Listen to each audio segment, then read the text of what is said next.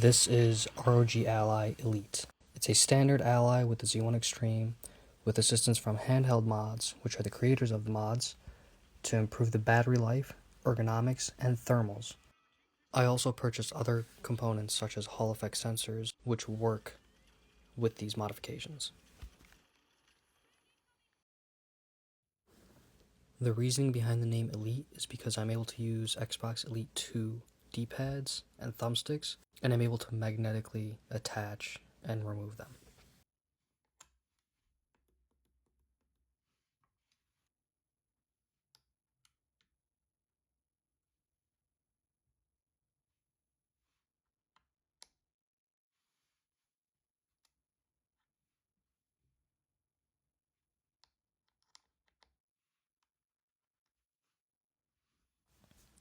Right here I'm demonstrating that the thumbsticks are working properly even though they are Hall effect. Specifically with the OG Ally, Hall effect sensors don't really work well because the triggers are Hall effect.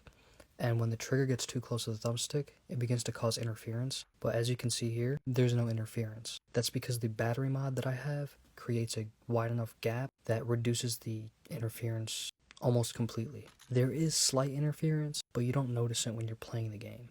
This is the battery modification that I went with. It uses an original ROG Ally X battery, which is 80 watt-hours, and uses 3D printed components and a battery converter. If you're curious on how I put all this together, I have detailed articles linked below.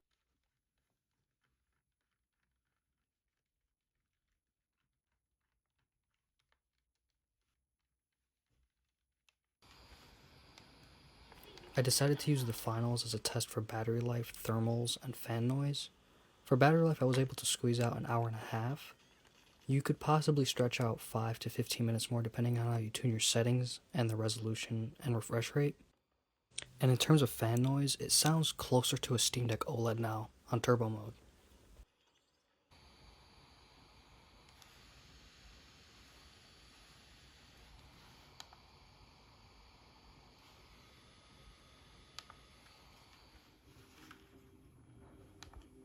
Dead Cells would be a representation for indie games, performance mode at 120 FPS. I was able to squeeze out 3 hours, but of course you could extend this by tuning down the resolution and refresh rate.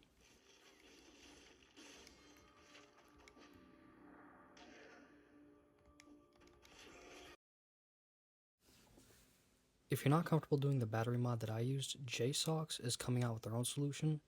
It's a 65 watt-hour battery kit, so you get up to 50% more battery life. I would recommend this to most users to extend the life of their ROG Ally. If I'm not mistaken, with this one you can actually use a case now. If you did the 80 watt-hour battery mod, you wouldn't be able to use a case. If I find out more, I'll add a pinned comment below.